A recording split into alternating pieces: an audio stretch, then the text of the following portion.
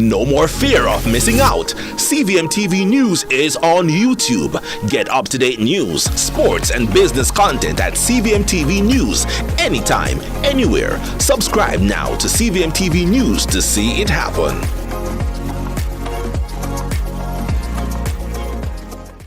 Start saving for your golden years with a Sagicor lifestyle-approved retirement scheme. The time by Sagicor Life is 7 o'clock. CVM News at 7 headlines Tuesday, courtesy of Heart NSTA Trust, Jamaica's Human Development Agency. At 7, Transport Minister recommends temporary ban on all ride-share apps. Bus crash leaves man dead and several others hospitalized, and calls for sex offenders list to be made public. Also this evening, arson attempt addressed in Parliament. In the business report, maximizing gains from compound interest. And in sports, early setback for defending champions England at T20 World Cup.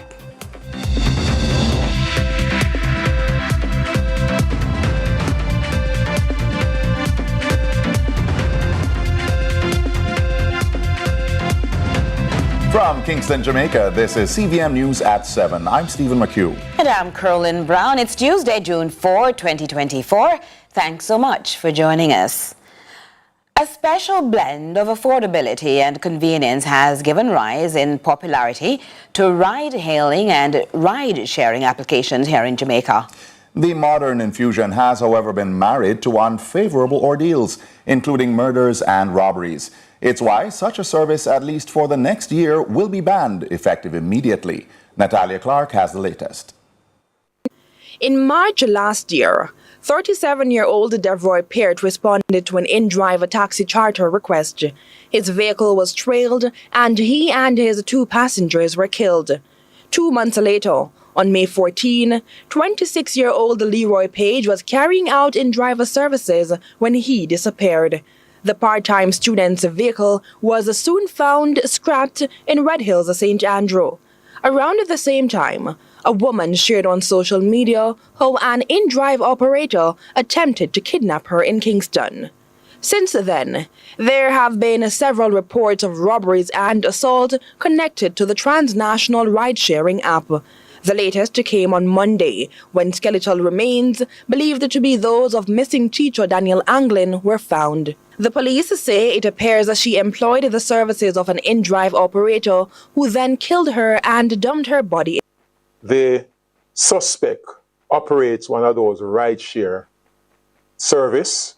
One of the challenges that we are faced with as investigators is we do not have any local-based association or organization that we can contact when investigating cases involving these type of services.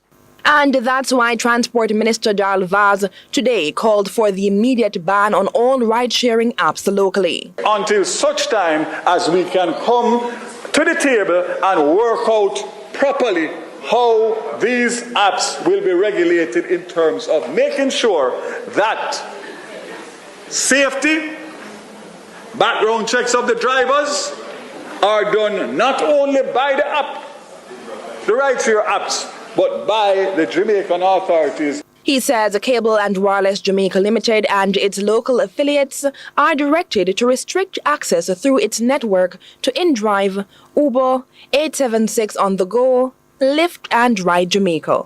He also shares that for some time now, the ministry has been attempting to engage all stakeholders in the subsector, but notes only one international provider responded favorably. The only overseas provider that has indicated their willingness to operate within the legal framework is Uber. I summoned them and they came from corporate office to Jamaica to sit down with me and the team to have a discussion. And the bottom line is that it was a useful discussion that continues. A meeting is to be held this week with local ride-sharing service providers, while problem-bound Indrive remains elusive. The minister says he will go to the end of the world to ensure the ban is not just enacted, but enforced. And I make no apologies. I have a responsibility. I have the responsibility as a minister and an elected representative protect the lives of the people. The ban will run for a year or until a regulatory regime is in place. President of one of Jamaica's largest taxi associations, Edgerton Newman, is welcoming the move. Until they can prove to the people of Jamaica that they are authentic, that they've gone to the channels of this country, which means the transport authority, to get all the regulations in place, they should pack their bags and go. Natalia, Clarke, CVM News. Meanwhile, a man is dead and several others injured after a bus and a truck collided on Tuesday morning in Kingston. The incident left many in shock and follows closely behind another in which a woman was run over by a trailer in St. Catherine on Friday. Now, a senior officer is again appealing to motorists, please drive safely. Neika reports. Amid carnage, an appeal. Be mindful that stay in your line.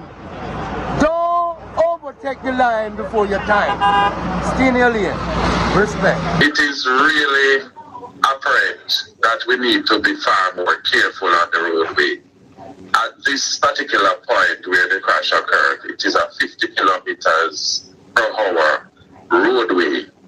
Also, anyone that is driving a public passenger vehicle with load will know that they have to take care, because based on the momentum of such a vehicle, they will have to react and stop in case they have to do so.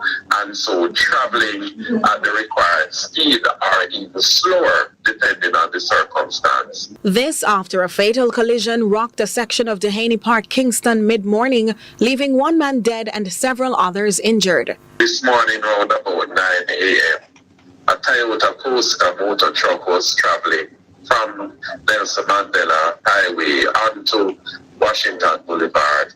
On reaching the vicinity of New Haven, it collided with the rear of a motor truck, a Mack motor truck.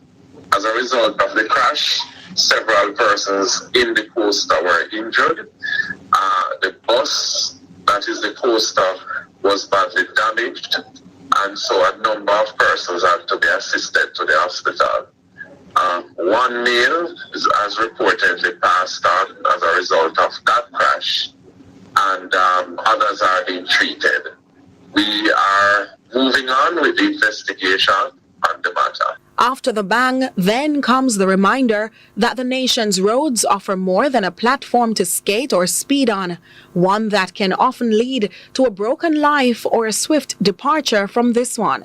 It is also necessary that every road users adhere to the rules of the road in terms of how it is used, by maintaining proper lanes and traveling with the knowledge that if they have to stop, they need to take into consideration that they have to drive at a particular distance behind vehicles. Already, the number of road fatalities since the start of the year surpassed last year's numbers for the corresponding period. Neika Lewis, CVM News. Meanwhile, in a significant development for commuters in the Kingston Metropolitan Transport Region, relief from daily traffic gridlock may be on the horizon. Transport Minister Darrell Vaz made a groundbreaking announcement in Parliament on Tuesday, unveiling a new initiative aimed at revolutionizing travel within the capital. Here's Ramon Gordon.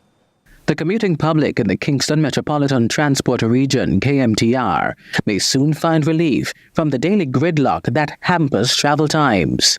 In Parliament on Tuesday, Transport Minister Darrell Vaz announced a historic government-financed acquisition set to transform travel dynamics in the country's capital. Another 300 buses are being procured using our own money for the first time from the consolidated fund. The project will unfold in 3 phases. Phase 1 is the purchase of 100 CNG buses, which are expected to arrive in Jamaica by July 2024 in time for the start of the new school year. Phase 2 will involve the acquisition of 100 buses by the end of this calendar year. Now you can imagine now that we have reached the stage of fiscal responsibility where all of the good management that has happened, we can order and draw a check for buses to help the people of this country who are going through a difficult time. The other buses will come later. However, the government is also considering a new railway project, potentially linking the capital Kingston to a terminal in St. Catherine for freight and passenger travel. Madam Speaker, while not preempting the review, the reintroduction of rail services between Kingston and St. Catherine can potentially ease congestion on our roads in the KMTR, especially during peak hours, and result in significantly reduced carbon emissions as more commuters choose to travel by train. Meanwhile, Minister Vaz revealed a $1 billion price tag for a long-desired rural transport program for students. While the minister has not ruled it out entirely, he says such an initiative will require comprehensive consultations. It is estimated that households in rural Jamaica spend more than $8 billion annually for transportation for students to access primary and secondary education. The ministry acknowledges the hardships faced by our citizens in rural parishes across the island and is currently engaged in determining a mechanism to bring some relief. Ramon Gordon for CVM News. And for the first time since an alleged arson attack at Gordon House on Saturday, House Speaker Juliet Holness has broken her silence. Addressing the lower house on Tuesday, she rebuffed claims the building had inadequate security. Contrary to reports circulating across social media and elsewhere, the building was not breached and damage to the structure was minimal due to the quick response of the police officers on duty here 24 hours per day, 7 days per week. The suspect in the assault has yet to be apprehended. At least one security expert has suggested moving Parliament to a more secure location following the incident. Stay where you are. We'll continue with the CVM News at 7 right after this.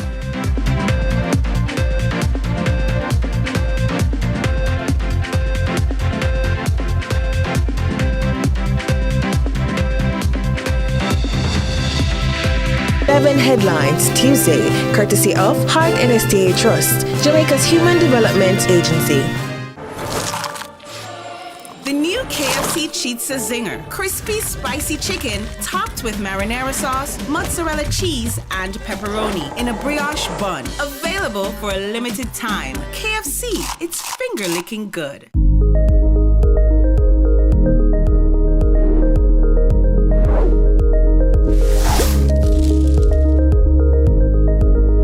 It's MSW Events' 10th year anniversary, and we proudly present our signature mass wedding 14-14-14. This June, Jamaica witnessed 24 deserving couples become one in an unforgettable ceremony. Save the date as we embark on an enchanting journey to June 14, 2024. Discover Jamaican roads like never before inside your Hyundai Creta. With amazing driving performance and unmatched fuel consumption, your tank of gas goes a long way. If you don't believe us, get yourself a Creta. Ask about our 5 free payments, 3 years free insurance, or 3 years free petrol bonus. Hyundai Creta makes everything better. Conditions apply. CVM News at 7 Tuesday, brought to you by KFC. The new KFC Cheetah Zinger. Available for a limited time. KFC, it's finger-licking good.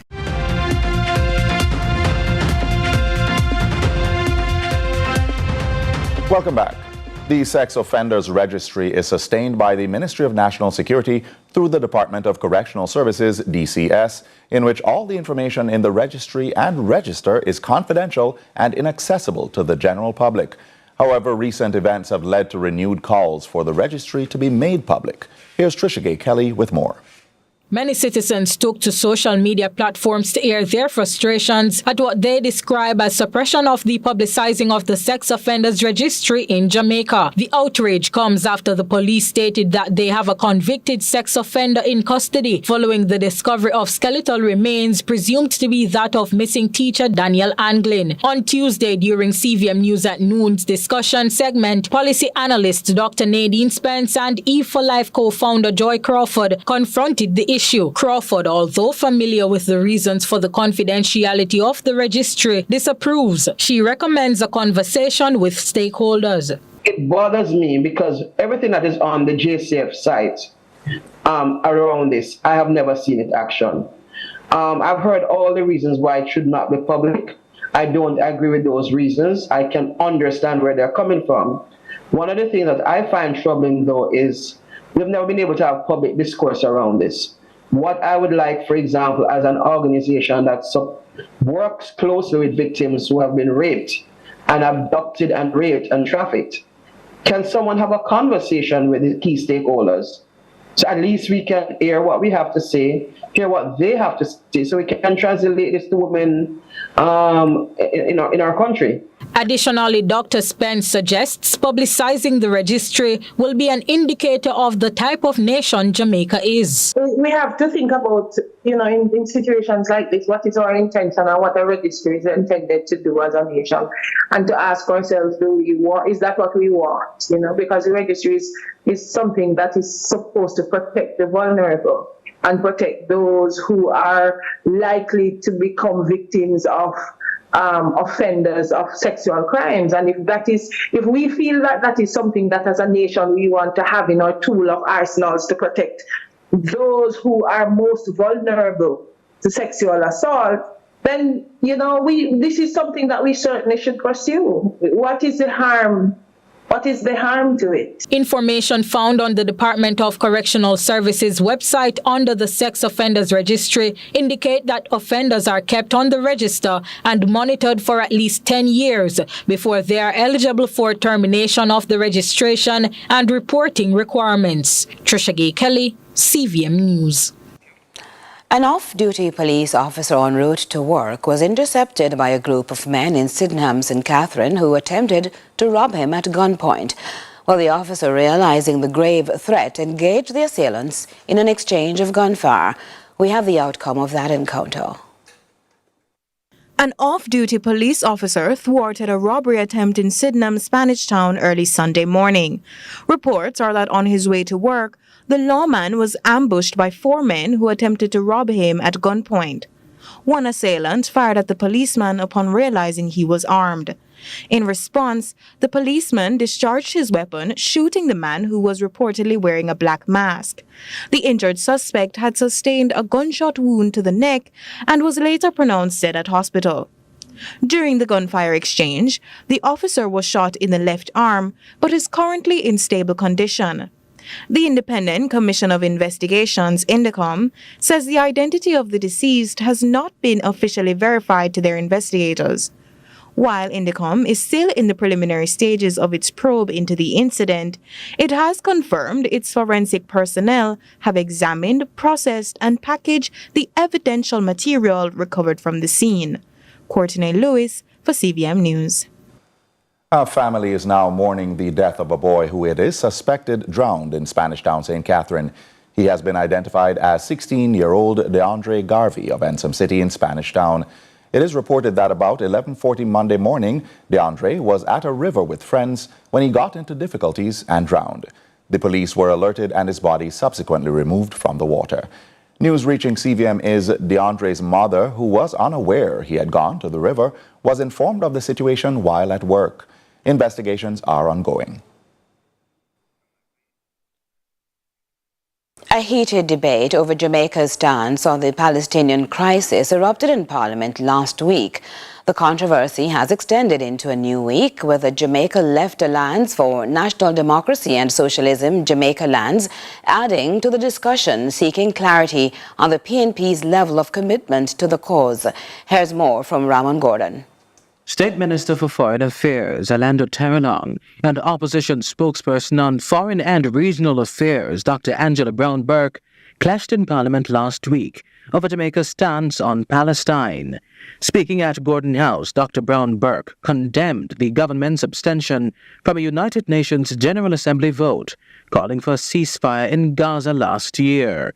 In response, an irate Taralong accused the opposition member of being disingenuous. Most of us, many of us, were absolutely stunned and collectively embarrassed when Jamaica ducked the vote before the UN Assembly for a humanitarian ceasefire in Gaza on the 28th of October 2023. Mr. Speaker, the presenter is misleading. Deputy House Speaker Heroic Clarke tried desperately to abate tempers. However, not even muting microphones could halt the heated exchange across the aisle. The conversation has spilled over into a new week, with at least one extra-parliamentary party, Jamaica Left Alliance for National Democracy and Socialism, Jamaica Lands, now joining the conversation. The movement has organized two of the most high-profile local protests on Palestine in recent months. Jamaica Land's first chairman, Christophe Sigon, says neither the opposition's or the government's stance on the crisis was admirable to begin with. So in 2021, the opposition had come out with a statement with some both sides arguments that we rejected and publicly criticized them for. The position that we criticized that they had in 2021 was a both sides position. And after we criticized them, they released a pro-Palestine position. The government's improved position is a both sides position as opposed to a pro-Israel position. What the government has improved to is what the PNP is coming from. While the PNP's position has evolved past the two-state solution, the government's stance has remained unchanged. The government itself claims that it supports a two-state solution, but it was saying that last year and only decided to recognize Palestine this year. Palestine is an easy entryway for persons to be more critical of imperialism, the same system that is enabling the genocide in the DR Congo and the genocide in Sudan. In all of these countries, they are also in solidarity with Palestine. Sigon says that should the PNP wish to make a more meaningful contribution to the debate on Palestine, it must first clarify where it stands on a few things. Number one is disclosure of state deals with Israel. So any deals or agreements or contracts that our government has with either the Israeli government or any Israeli companies, we want to know the details of those. The second demand is the official condemnation of Israel's actions, not just expressing concern. We want specifics. Number three, we want them to break ties with Israel. Until those requests are realized, Dr. Brown Burke is calling for more consideration for Gaza. Crises develop and people die, not because of big conflicts, but because nobody cares. And so today, I am reminded as well of the importance of our collective actions and care for those affected by this conflict. And this is why, as Jamaicans, we must care. Ramon Gordon for CVM News. Stay with us for our business segment after the break.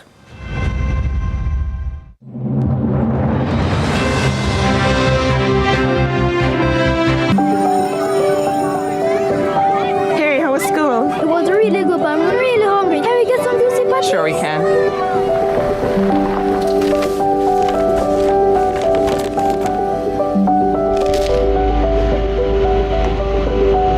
I never see a boil up patty like you.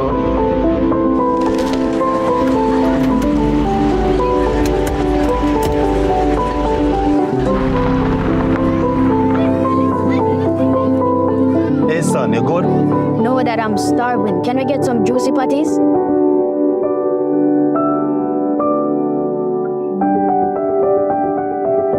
Celebrating over 40 years of everyday moments. The new KFC Chizza Zinger. Crispy, spicy chicken topped with marinara sauce, mozzarella cheese, and pepperoni in a brioche bun. Available for a limited time. KFC, it's finger-licking good.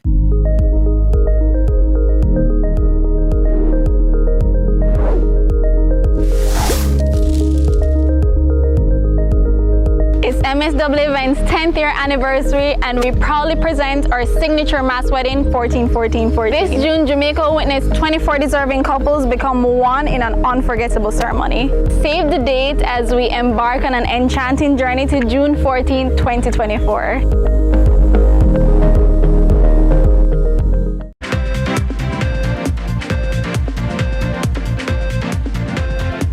Good evening, I'm Ramon Gordon, and this is the Business Report. NCB Financial Group reported today that its additional public offering APO of 78.5 million new ordinary shares closed on Monday, June 3. The offer was extended for a week to give potential investors more time and to ensure the broadest possible participation of investors. The offer, which opened to the public on May 6, sought to raise over $5 billion. NCBFG says the funds raised will be used to reduce debt and bolster group capital. As outlined in its prospectus, NCBFG intends to apply to have the new shares listed on the main market of the Jamaica Stock Exchange. It's now time for your weekly tips and trends.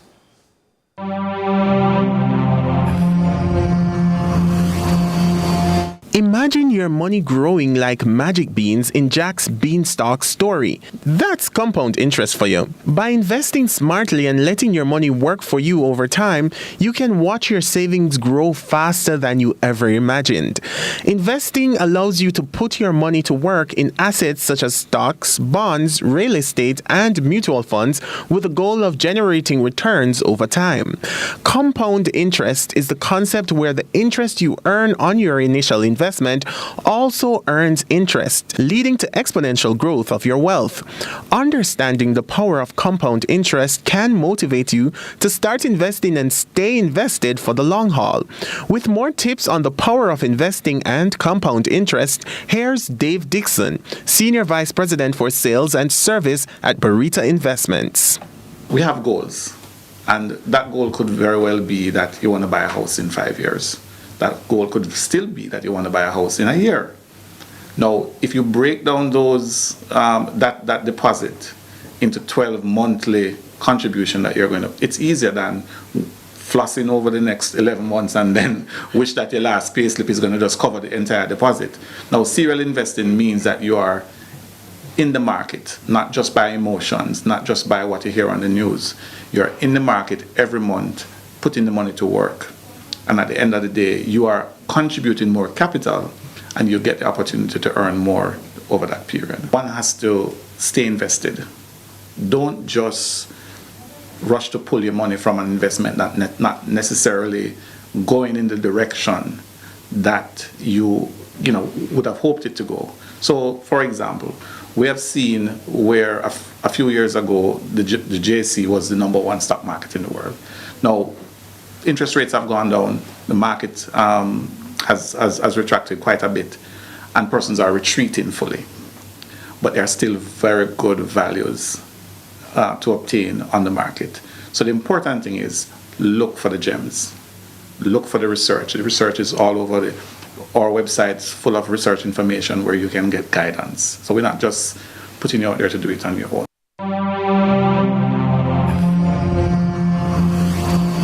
That's your business report. Up next, your market summary. CVM News at 7 continues with Curlin and Stephen after the break.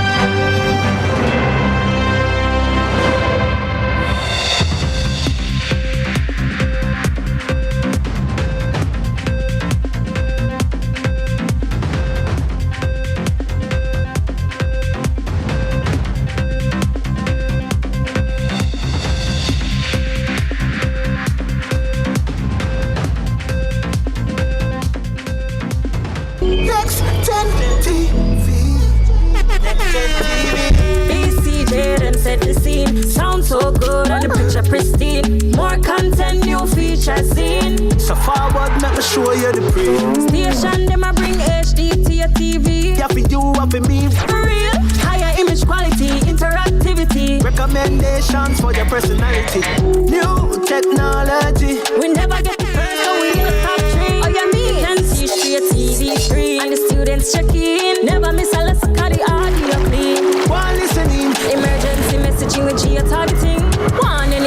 when the storm is coming. More content for highlight we. Future brighty. I'm glad you agree.